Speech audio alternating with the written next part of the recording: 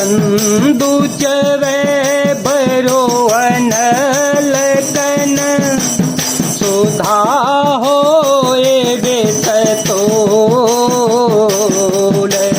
सपने हो कब हो न करहे के तो बर तु राम प्रते को।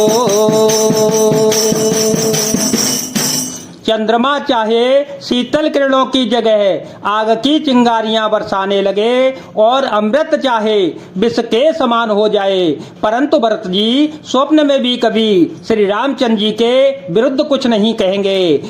एक विदात है दो सनु दे सुधा दिखाए देन वे सोजे घर भरो नगर तो चूसव काहू दुसहदा हो और मिटाओ छाओ एक बदो कुल मान्य जठेरी ये प्रिय परम के कई केरी नदी देन सिकसीलु सराही नदी देन सिकसीलु सराही बचन बान समला गही ताई। कोई एक विधाता को दोष देते हैं जिसने अमृत दिखाकर विष दे दिया। नगर भर में खलबली मच गई, सब किसी को सोच हो गया, हृदय में दुख जलन हो गई, आनंद उत्साह मिट गया। ब्राह्मणों की स्त्रियां कुल की माननीय बड़ी बूढ़ी और जो केकई की परम प्रिय थीं, वे उसके शील की सराहना करके उसे सीख देने लगीं, पर उसको उनके वचन बाण के समान लगते हैं।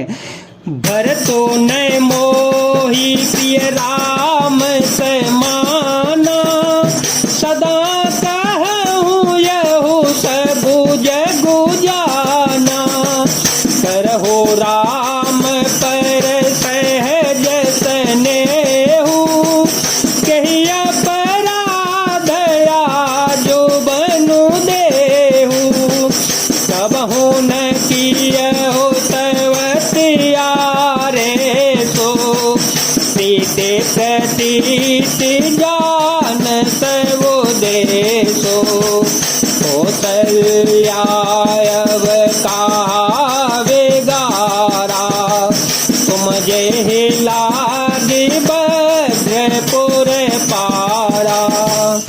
वे कहती हैं तुम तो सदा कहा करती थी कि श्री रामचंद्र जी के समान मुझको भरत भी प्यारे नहीं हैं। इस बात को सारा जगत जानता है। श्री रामचंद्र जी तो तुम स्वाभाविक ही स्नेह करती रही हो, आज किस अपराध से उन्हें बन देती हो। तुमने कभी सौतिया डाह नहीं किया, सारा देश तुम्हारे प्रेम और विश्वास को जानता है। अब कौशल्या ने तुम्हारा कौन सा बिगाड़ कर दिया जिसके कारण तुमने सारे नगर पर वज्र गिरा दिया।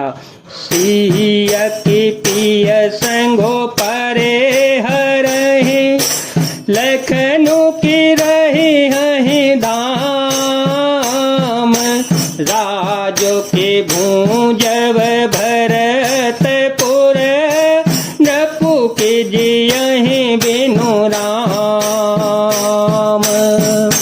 क्या सीता जी अपने पति श्री रामचंद्र जी का साथ छोड़ देंगी?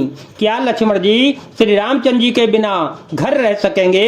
क्या भरत जी श्री रामचंद्र जी के बिना अयोध्यापुरी का राज्य भोग सकेंगे? और क्या राजा रामचंद्र जी के बिना जीवित रह सकेंगे? अर्थात न सीता यहाँ रहेंगी, न लक्ष्मण जी रहेंगे, न भरत जी राज्य करेंगे और न राजा ही जीवित रहेंगे, सब उजाड़ हो जाएगा। अस विचारी उर छाड़ हो को सो कलंक कोटि जने हो भरत अवति दे हो जो वराजो भरत अवति दे हो जो वराजो कानन का हरा नैन का